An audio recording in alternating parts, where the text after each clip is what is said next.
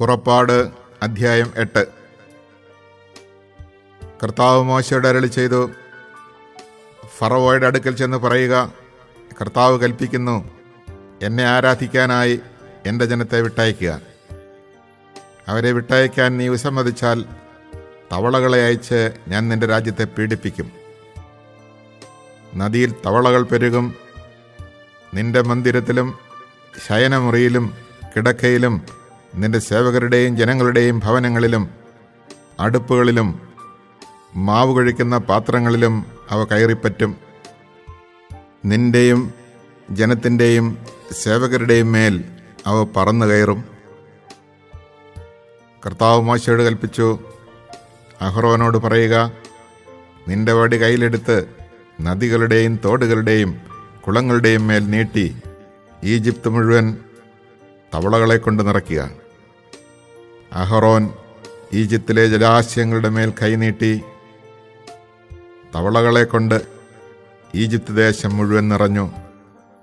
മന്ത്രവാദികളും തങ്ങളുടെ മാന്ത്രിക വിദ്യയാൽ ഈജിപ്തിലേക്ക് തവളകളെ വരുത്തി. അനന്തരം ഫറവോ മോശയെയും അഹ്റോനെയും വിളിച്ചു വരുത്തി പറഞ്ഞു, എന്നിൽ നിന്നും എൻ്റെ ജനത്തിൽ നിന്നും തവളകളെ അകറ്റിക്കളയുന്നതിന് കർത്താവിനോട് നിങ്ങൾ അപേക്ഷിക്കുവിൻ. കർത്താവിന് ബലിയർപ്പിക്കാനായി ജനത്തെ ഞാൻ വിട്ടയക്കാം.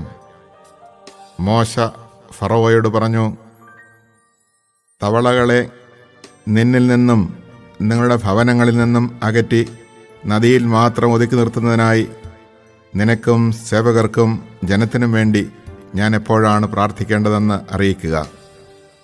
ഫറവോ പറഞ്ഞു, നാളെ. മോശ തുടർന്നു, അങ്ങനെയാകട്ടെ. ഞങ്ങളുടെ ദൈവമായ കർത്താവിന് തുല്യനായി മറ്റാരുമില്ലെന്ന് അങ്ങനെ നീ ഗ്രഹിക്കും. തവളകൾ നിന്നിൽ നിന്നും വീടുകളിൽ നിന്നും സേവകരിൽ നിന്നും ജനത്തിൽ നിന്നും അകന്ന് നദിയിൽ മാത്രം ഒതുങ്ങി നിൽക്കും. മോശയും അഹ്റോനും ഫറവോയുടെ അടുത്ത് നിന്ന് പോയി. തവളകളെക്കുറിച്ച് താൻ ഫറവോയോട് പറഞ്ഞതുപോലെ മോശ കർത്താവിനോട് അപേക്ഷിച്ചു. മോശ അപേക്ഷിച്ചതുപോലെ കർത്താവ് പ്രവർത്തിച്ചു.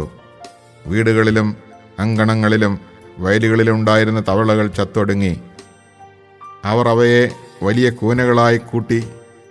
നാട്ടിൽ ദുർഗന്ധം വ്യാപിച്ചു. സ്വൈര്യം ലഭിച്ചെന്ന് കണ്ടപ്പോൾ കർത്താവ് പറഞ്ഞതുപോലെ ഫറവോയുടെ ഹൃദയം കഠിനമായി. അവൻ അവരുടെ വാക്ക് ശ്രദ്ധിച്ചില്ല.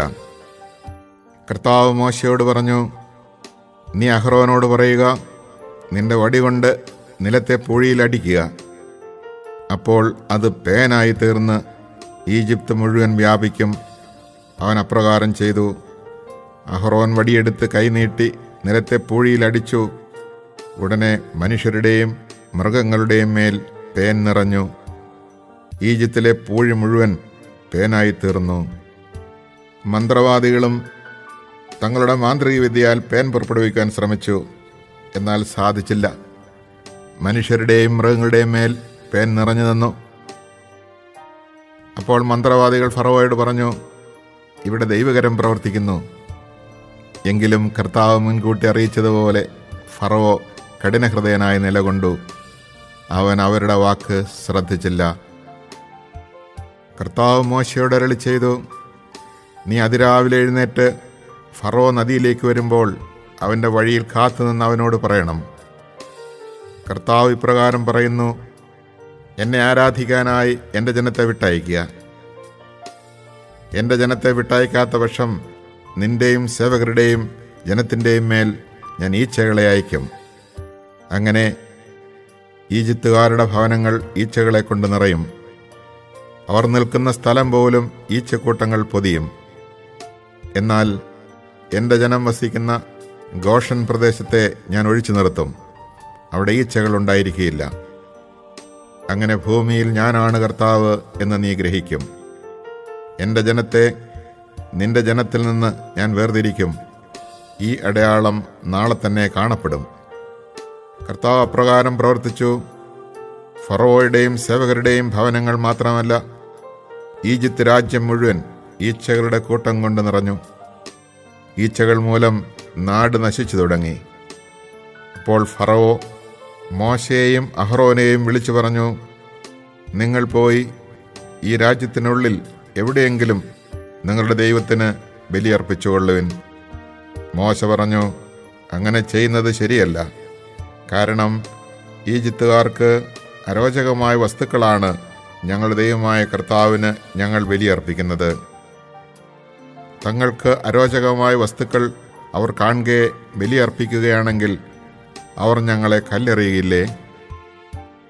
കർത്താവിൻ്റെ കൽപ്പനയനുസരിച്ച് ഞങ്ങൾ 3 ദിവസത്തെ യാത്ര ചെയ്ത് മരുഭൂമിയിൽ വെച്ച് ഞങ്ങളുടെ ദൈവമായ കർത്താവിന് ബലിയർപ്പിക്കട്ടെ.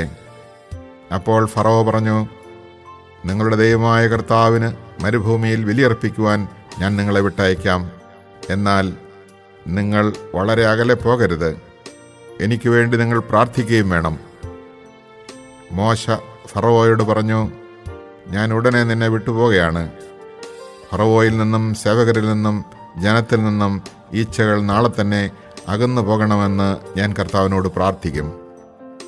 കർത്താവിന് ബലിയർപ്പിക്കാൻ വേണ്ടി ജനങ്ങളെ വിട്ടയക്കാതെ വീണ്ടും വഞ്ചനാപരമായി പെരുമാറാതിരുന്നാൽ മതി. മോശ ഫറവോയുടെ അടുക്കൽ നിന്ന് പോയി കർത്താവിനോട് പ്രാർത്ഥിച്ചു. കർത്താവ് മോശയുടെ അപേക്ഷ അനുസരിച്ച് പ്രവർത്തിച്ചു. ഫറവോയിൽ നിന്നും സേവകരിൽ നിന്നും ജനത്തിൽ നിന്നും ഈച്ചകളെ അകറ്റി ഒന്നുപോലും അവശേഷിച്ചില്ല. എന്നാൽ ഫറവോ ഈ പ്രാവശ്യവും ഹൃദയം കഠിനമാക്കി. അവൻ ജനത്തെ വിട്ടയച്ചില്ല. Chapter 8. The Lord then told Moses, Say to Aaron, Stretch out your hand and your staff over the streams and canals and pools to make frogs overrun the land of Egypt. Aaron stretched out his hand over the waters of Egypt, and the frogs came up and covered the land of Egypt. But the magicians did the same by their magic arts. They too made frogs overrun the land of Egypt. Then Pharaoh summoned Moses and Aaron and said, Pray the Lord to remove the frogs from me and my subjects, and I will let the people go to offer sacrifice to the Lord. Moses answered Pharaoh, Do me the favor of appointing the time when I am to pray for you and your servants and your subjects, that the frogs may be taken away from you and your houses, and be left only in the river. Tomorrow, said Pharaoh. Then Moses replied, It shall be as you have said, so that you may learn that there is none like the Lord our God. The frogs shall leave you and your houses, your servants and your subjects, only in the river shall they be left. After Moses and Aaron left Pharaoh's presence, Moses implored the Lord to fulfill the promise he had made to Pharaoh about the frogs, and the Lord did as Moses had asked.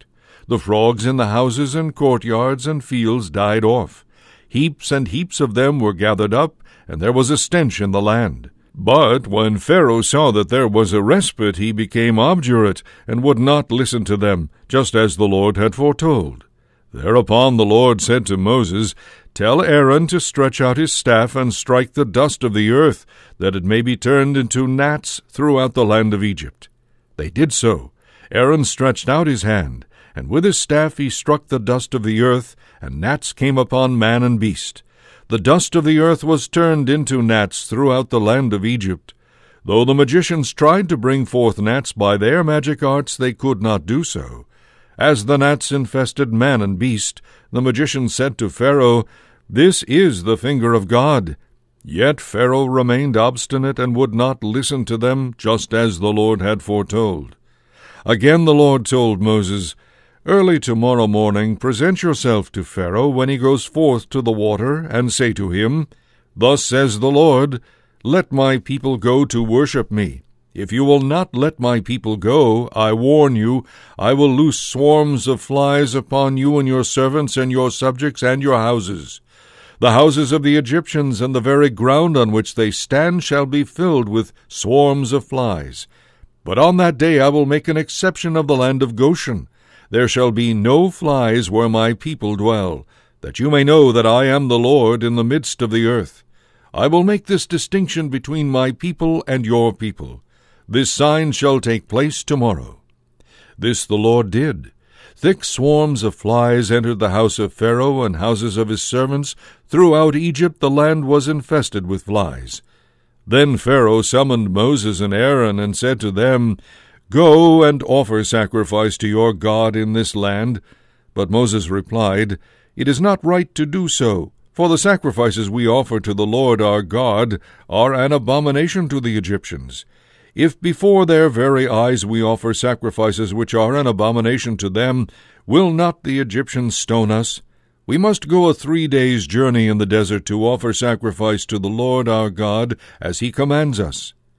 "Well then," said Pharaoh, "I will let you go to offer sacrifice to the Lord your God in the desert, provided that you do not go too far away and that you pray for me." Moses answered, "As soon as I leave your presence, I will pray to the Lord that the flies may depart tomorrow from Pharaoh and his servants and his subjects."